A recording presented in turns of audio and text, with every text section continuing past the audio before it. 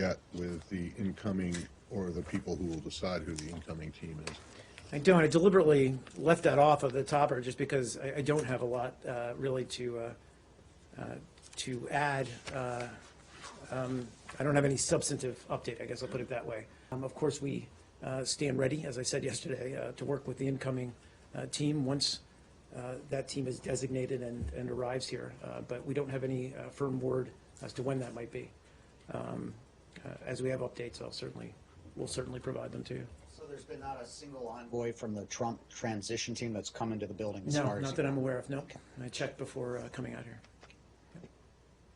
So, All quiet on that front, but again, we're poised. In past transitions, Please. Was it normal that they would send someone right away?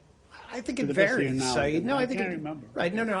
It's a fair question. I think it varies as to. I mean, look, we're 2 days past what was a very tumultuous, I'll put it that way, campaign and even election day. So you saw that the president-elect and his team are moving forward. There was a meeting earlier today that we all watched at the White House. He's up on Capitol Hill now. He's moving forward, taking steps, but as to, there's no, I guess what I'm saying is there's no timeline for how this works. For our part, we're ready to receive them and to work with them as soon as they are able to get in place. I guess The administration's or the department's priorities for the next 2 months. Right. Can you tell us what those are?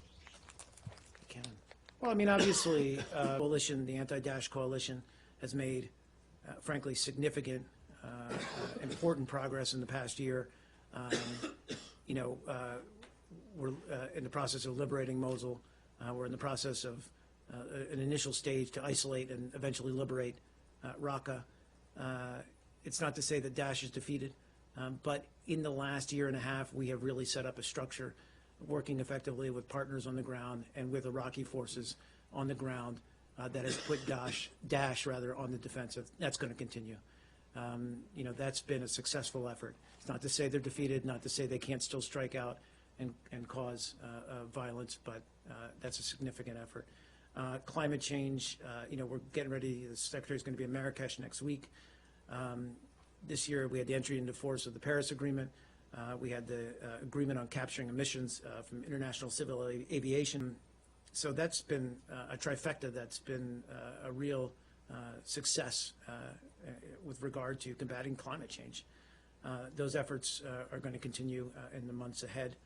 And then, just the urgency of what's happening in Syria and trying to get a cessation of hostilities into place. We continue to meet with in a multilateral venue or setting, rather, in Geneva. We're still trying to overcome some of the gaps, but we're still working hard to get some kind of credible cessation of hostilities in place, certainly in Aleppo, but throughout Syria, and try to get a political transition back in place. There's an urgency there that's obviously not something even for the next couple of months, but something in the days and weeks ahead. And trying to get a cessation of hostilities into place. We continue to meet with in a multilateral venue or setting, rather, in Geneva. We're still trying to overcome some of the gaps, but we're still working hard to get some kind of credible cessation of hostilities in place, certainly in Aleppo, but throughout Syria, and try to get a political transition back in place. There's an urgency there that's obviously not something even for the next couple of months, but something in the days and weeks ahead that we need. It's been a somewhat frustrating effort, but it remains, I think, what we view as the only means to a long-term solution to the Israeli-Palestinian conflict. So it's going to remain this administration's pursuit till the very final moments. Is it not going to proceed? It's the final moments.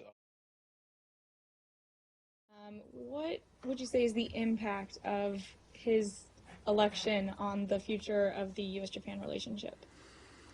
Well, look, I mean, the U.S.-Japan relationship is a cornerstone relationship, part of our, our strong presence in Asia, the Asia Pacific, and that relationship is going to remain, regardless of the administration, a cornerstone for the United States. North Korea and its, frankly, pattern of behavior that's caused so much insecurity on the peninsula and in the region. We're going to continue to apply pressure on the regime in Pyongyang to try to get them to change that behavior and answer the international community's concerns about their nuclear ambitions. That's going to continue, full stop, in the remaining 2 months. Is that it? See if we can go into it a little more in depth. The issue of the Iran deal, Trump has said that he wants to tear it up. Is that even possible? Well, anything's possible. I mean, and look, this secretary obviously and this administration feels very strongly that the Iran deal has worked. What would well, first of all, what would the impact be if they if he actually went through with his, I guess, threats, Yeah. I just, again, the day after the election, without having even a Secretary of State. I mean, if the Obama administration hadn't been able to obtain this agreement, what would the results be? What would have happened? Well, again, this was, I mean, that was part of reaching implementation day, but certainly all of the parties who signed up to this agreement had obligations to meet, one of which was, having parliamentary or congressional approval. So that was, that required a pretty significant lobbying effort. But again, I think looking back in the past year or so since implementation day, we have seen that this agreement has done what we said it was going to do, which is limit Iran from obtaining a nuclear weapon. It always was focused on that. It wasn't focused on, changing Iran's behavior writ large. It was focused on preventing it from obtaining a nuclear weapon.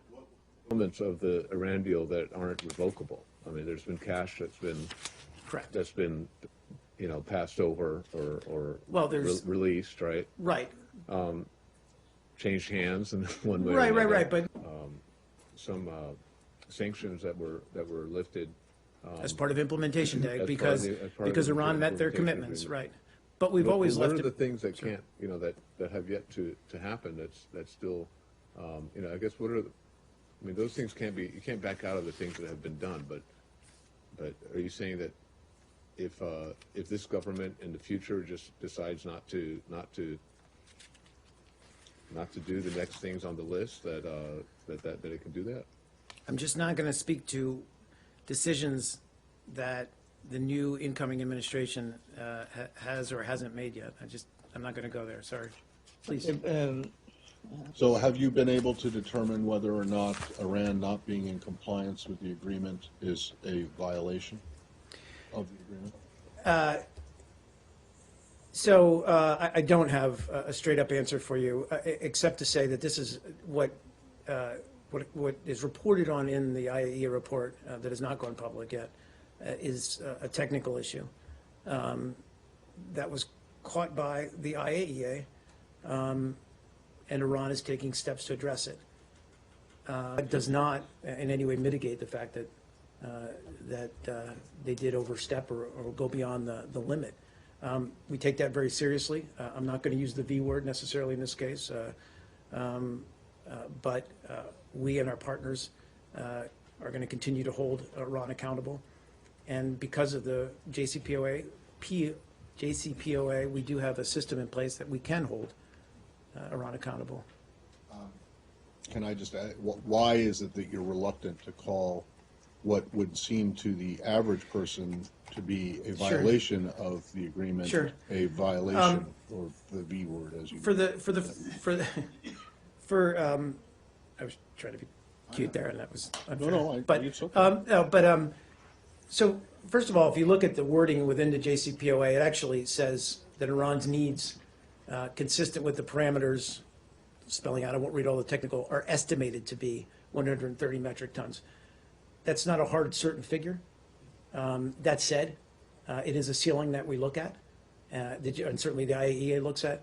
But to say, because it's, I think, 1/10 of a metric ton over that limit, to say that's an outright violation of the JCPOA and would somehow put that agreement in doubt, I think, I don't want to necessarily say that. Okay, but doesn't that open the door to other, to them violating other elements of the agreement, and then you guys saying, well, they're going to take steps to address it, so it's not an issue? I mean, the agreement is a whole thing, and you might say that this is a technical aspect of it, but the entire agreement is technical. I mean, how many other technicalities do you let them get away with? Well, we're not letting them get away with it. It is a ceiling that we look at, and certainly the IAEA looks at. But to say, because it's, I think, 1/10 of a metric ton over that limit, to say that's an outright violation of the JCPOA and would somehow put that agreement in doubt, I think, I don't want to necessarily say that. Okay, but doesn't that open the door to other, to them violating other elements of the agreement, and then you guys saying, well, they're going to take steps to address it, so it's not an issue? I mean, the agreement is a whole thing, and you might say that this is a technical aspect of it, but the entire agreement is technical. I mean, how many other technicalities do you let them get away with? Well, we're not letting them get away with it. But I get that's it. the wrong I word, guess but- that's no, but I guess that's the ultimate, bone of contention here. They're addressing Exactly. it. I mean, that's not, the point is not that it's an imminent or a potential imminent threat. The point is that they agreed to do something and then they didn't do it. And I mean, it sounds to me like you're willing to give them the benefit of the doubt on this was potentially an accident, or, they didn't realize they were producing more than they should have, but I'm not sure that matters. I mean, it's like a penalty in sports. You clip someone on a football field, the flag goes down, and you get a penalty for it, even if you're sorry that you did it.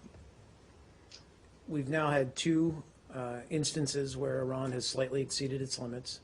The IAEA has promptly reported and identified the issue, and the U.S. has immediately raised our concerns with Iran directly and our JCPOA partners, and Iran has taken quick action to address the situation. So it's not like we're giving them a free pass here. And I'm not saying that that's going to be the case with every aspect of the JCPOA. I just am not equipped to, or not So there is no ready or willing to say that. There's no concern or no sense from inside the administration that not penalizing them for non-compliance might encourage other non-compliance. I think it's something that has to be calibrated and looked at very closely. I think if we see a trend line here, or if we see bigger infractions or infractions elsewhere that are more serious, that's always an assessment that the IAEA as well as the other JCPOA partners are going to have to make. What would be a trend for you? As you say, this is the second time. Does it have to be 3 times? There's a school of thought out there that 2 is a trend. Maybe that's not the administration's position. It's not a hat trick. How many more times does it have to happen before you call it a trend that is worthy or that is deserving of some kind of a determination of a violation and some kind of Sure. penalty? Fortunately for the American public and for everyone, I'm not the one making those calls. This is nuclear experts within the IAEA who have a long experience in tracking these kinds of programs, who can look at the data, have access to the data, have access to Iran's programs, who can make a far better assessment than I can. Last one Yeah, on this. Sure. It's my understanding that if there are instances of non-compliance, to use your non-V word language, I like that. that Congress Congress is supposed to be notified. And in fact, in the earlier instance of non-compliance on the heavy water, they were They notified, were notified, yeah. of this. Have they been notified of this instance? I'm not well, I'll get that answer for you. The JCPOA, which after all is an understanding and not technically an agreement, True. cannot be abrogated by one side? Well, I mean, and I think I talked a little bit about this yesterday with respect to Orrin's question. You know, any party, and I'm speaking very hypothetically here because I don't want to in any way kind of attempt to hypothesize about what the incoming administration is going to do. I'm just talking purely about an agreement. The fact that any party can walk away from it, and that will have profound consequences on the integrity of the agreement.